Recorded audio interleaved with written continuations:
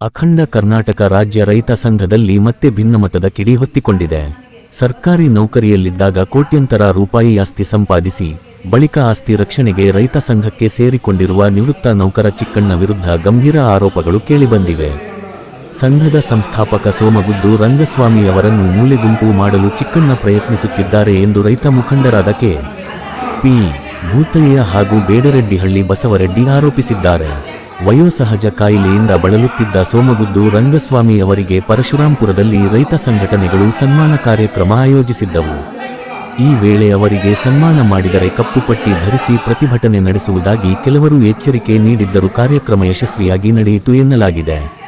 ಇದೇ ಕಾರ್ಯಕ್ರಮದಲ್ಲಿ 2 ವರ್ಷದ ಹಿಂದಿನ ಘಟನೆಯನ್ನು ಮುಂದಿಟ್ಟುಕೊಂಡು ಮಹಿಳೆಯೊಬ್ಬರನ್ನು ಬಳಸಿಕೊಂಡು ಗಲಾಟೆ ಸೃಷ್ಟಿಸಿ ಅದರ ವಿಡಿಯೋವನ್ನು ಸಾಮಾಜಿಕ ಜಾಲತಾಣಗಳಲ್ಲಿ ಹರಿಬಿಟ್ಟು ಸಂಘದ ಸಂಸ್ಥಾಪಕರ ತೇಜೋವಧೆಗೆ ಕುತಂತ್ರ ನಡೆಸಲಾಗಿದೆ ಎಂದು ಮುಖಂಡರು ಆರೋಪಿಸಿದ್ದಾರೆ.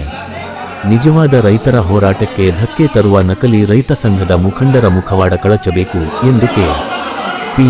ಭೂತಯ್ಯ ಹಾಗೂ ಬಸವರೆಡ್ಡಿ ಕಿಡಿಕಾರಿದ್ದಾರೆ. ಜನಧ್ವನಿ ನ್ಯೂಸ್ಗಾಗಿ ವರದಿ. ಈಗ KSRTC depot, KSRTC bus stand, ಮಾರ್ಕೆಟ್ನಲ್ಲಿ ಎಲೆಕ್ಟ್ರಾನಿಕ್ ಯಂತ್ರಗಳು, ಆಮೇಲೆ ಚಳಕೆರೆ ಅಂಗಡಿ ಆಸ್ಪತ್ರೆ, ಇವೆಲ್ಲ ಜನಪರವಾದ ಹೋರಾಟಗಳನ್ನು ಮಾಡಬೇಕಾದ್ರೆ ಇದಕ್ಕೆಲ್ಲ ಸಂಪನ್ಮೂಲ ಹಣದ ಕೊರತೆ ಇರುತ್ತೆ. ಈಗ ನಮ್ಮ ರೈತರು ಯಾವುದನ್ನು ನಮಗೆ ಹಣ ಕೊಡಲ್ಲ, ಕೆಲಸ ಮಾಡಿಸ್ಕೊಂತಾರೆ, ಹಣ ನಮ್ಮದು ಇರೋದು 500 ರೂಪಾಯಿ ಊಟ ಮಾಡೋದು ಕೊಟ್ಟೋದು. ನಾವು ಒಂದು ಯಾವುದೋ ಒಂದು ಚಳುವಳಿ ಮಾಡಿದ್ರೆ ಅದಕ್ಕೆ ಸುಮಾರು 20-30 ಸಾವಿರ ರೂಪಾಯಿ ಖರ್ಚು ಬರುತ್ತೆ. ಮೈಕ್ ಸೆಟ್ಟು, ಯಾನ್ಬಿಲ್ಲು ಮತ್ತು ಈ ಥರ ಎಲ್ಲ ಉದ್ರೆ ಮಾಡಿಸ್ತೀನಿ. ಯಾನ್ಬಿಲ್ ಉದ್ರೆ ಮಾಡಿಸ್ತೀನಿ, ಮೈಕ್ ಸೆಟ್ ಉದ್ರೆ ಹಾಕ್ತೀನಿ, ಸ್ಯಾನ್ ಉದ್ರೆ ಮಾಡಿಸ್ತೀನಿ. ಯಾರಿಗಾದ್ರೂ ಕೆಲಸ ಮಾಡಿಕೊಟ್ಟಾಗ ಅವ್ರು 500 ಸಾವಿರ ಕೊಟ್ಟರೆ ಆ ದುಡ್ಡನ್ನು ತಗೊಂಡೋಗಿ ಅವ್ರ ಸಾಲಕ್ಕೆ ಜಮಾ ಮಾಡ್ತೀನಿ. ಅದನ್ನು ಪ್ರತಿಸನೆ 15 ವರ್ಷ ಹಾಕಿದ್ದು ನನ್ನ ಮಂತನಕ್ಕೆ ಯಾವತ್ತೂ ನಯ ಪೈಸೆ ನಾವು ಇಸ್ಕೊಂಡು ದುರುಪಯೋಗ ಪಡಿಸೋದು ಉದಾಹರಣೆ ಇಲ್ಲ. ನಾವು ಇವತ್ತು ಆತ್ಮ ಸಾಕ್ಷಿಗೆ ಹೇಳ್ತಾ ಇದ್ದೀವಿ, ಯಾವುದೇ ಇದಲ್ಲ. ಅವರು ಏನು ಕೊಟ್ಟಾರಿಗೆ ಅವ್ರ ಕೇಸನ್ನು ಹೋಗಿ ರದ್ದು ಮಾಡಿಸ್ತೆ, ಕೊಟ್ಟಂತ ಕಂಪ್ಲೇಂಟ್ ಅನ್ನು ರದ್ದು ಮಾಡಿಸ್ತೆ. ಇಲ್ಲ ಸಮಯ ಅದೇನೋ ಹೊರಗೆ ಕೊಡ್ಕೊಂಡಿದ್ದಾರೆ, ಮಾರಾಟ ಮಾಡ್ಕೊಳ್ಳೋದಂತ ಹೋಗಿ ರದ್ದು ಮಾಡಿಸ್ತೆ. ಆ ರದ್ದು ಮಾಡಿಸ್ಮೇಲೆ ತಾಲೂಕು ಆಫೀಸ್ ಬಂದು ಅಲ್ಲಿಂದ ತಾಸದಾರನ್ನು ಇದು ಮಾಡಿದ್ದು, ಅದು ರದ್ದು ಮಾಡಿಸ್ತೆ. ರದ್ದು ಮಾಡಿಸ್ಮೇಲೆ ಏನಾಗುತ್ತೆ, ಆ ಊರಕ್ಕೆ ಹೋಗ್ಬಿಟ್ಟು ಯಾವನೇನು ಮಾಡ್ದ, ಯಾವನೇ ನಮ್ಮನ್ನ ಇದು ಮಾಡ್ದ, ನಾನು ಕೇಸಲ್ಲ ವಜಾ ಮಾಡಿಸ್ಕೊಂಡ್ರೆ ಸ್ವಲ್ಪ ಇವ್ರು ಯಾಕೆ ಟೀಕೆ ಮಾಡಿಬಿಟ್ಟು ಜನಗಳ ಅವ್ರು ಮತ್ತೆ ಎಷ್ಟು ಹುಡುಗರು ಬೈದಿದ್ದಲ್ಲ ಅವರು ಮತ್ತೊಂದು ಸಲ ಬಂದು ಆವಾಜ್ ಆಗಿಬಿಟ್ಟು ನಾವು ಸುಮ್ಸಿಗೆ ಹಾಕ್ಕೊಡ್ತೀವಿ ಅಂತ ಕೇಸ್ ಆಯಿತು.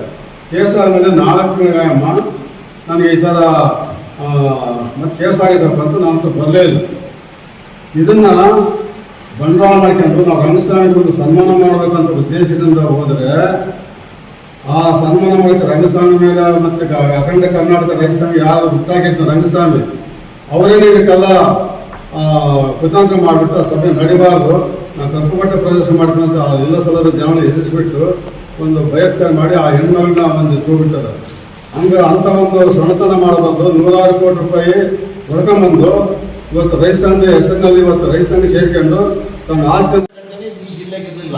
ಸೋಮಗುದ್ದು ರಂಗಸ್ವಾಮಿಗೆ ಮೊದಲನೇದಾಗಿ ಯಾವುದೇ ಫಲಾಪೇಕ್ಷೆ ಇಲ್ಲದೆ ಜನಗಳ ದುಡ್ಡಿಂದಲೇ ಜನಗಳಿಗಾಗಿ ಸಂಘಟನೆ ಕಟ್ಟಿರ್ತಕ್ಕಂಥದ್ದು. ಇವತ್ತು ಅವರು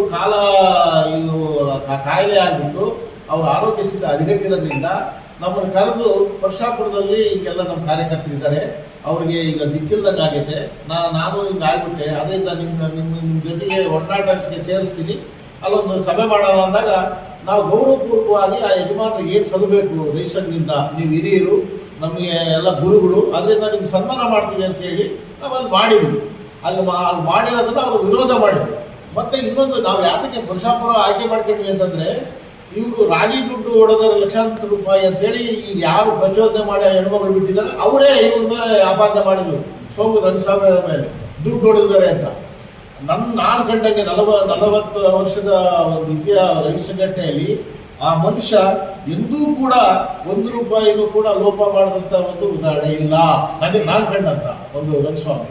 ಆದರೆ ಇವರೇ ದುಡ್ಡುಗಳು ಹೊಡ್ಕೊಂಡು ಬಂದಿರೋದು, ಬೇರೆ ಕಡೆಯಿಂದ ಸರ್ಕಾರಿ ನೌಕರಿಗಳಾಗಿ ಏನೇನೋ ಮಾಡ್ಕೊಂಡು ಹೊಡ್ಕೊಂಡು ಬಂದು ಅಲ್ಲೆಲ್ಲ ಜಮೀನು ಮಾಡಿದ್ದಾರೆ ಅಂತ ಎಲ್ಲ ಹೇಳ್ತಾ ಇದ್ದಾರೆ.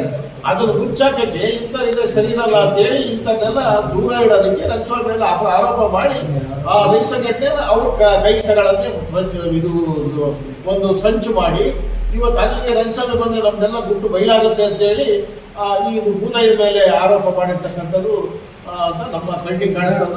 ಬಹಳ ಕೇಳೋದಾಗಿದೆ 2-3 ವರ್ಷದ ಕೆಳಗೆ ಕೇಳ್ಬೋದಾಗಿತ್ತು. ಒಂದು ಅವ್ರ ಮನೆ ಐತೆ, ಮಠ ಐತೆ, ಎಲ್ಲ ಐತೆ. ಇವತ್ತೇನು ಸಭೆ ಈ ಘಟನೆ 10,000 ಘಟನೆ ಯಾವತ್ತಾಗಿದ್ದು? ಮಹಿಳೆಗೆ ಯಾವತ್ತು ಕೆಲಸ ಮಾಡಿಕೊಟ್ಟಿದ್ದು? ಮಹಿಳೆಗೆ ಕೆಲಸ ಎಷ್ಟು ವರ್ಷದ ಮಾಡಿಕೊಟ್ಟಿದ್ರಿ ನೀವು? 2 ವರ್ಷದ ಘಟನೆ.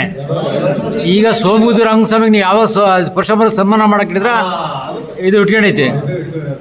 ಅವರು ಈ ಸಭೆ ನಡೀಕೊಡುದು, ನಾವು ಕಪ್ಪುವಾದ ಪ್ರದರ್ಶನ ಮಾಡ್ತೀವಿ ಅಂತ ಹೇಳಿ ಧಮಕಿ ಹಾಕಿದ್ರು. ಆದ್ರೆ ನಾವೇನು ಕೇರ್ ಮಾಡಲಿಲ್ಲ. ಮಾಡೋ ಸ್ವತಂತ್ರ ಐತೆ, ಎಲ್ಲ ಇದೆ.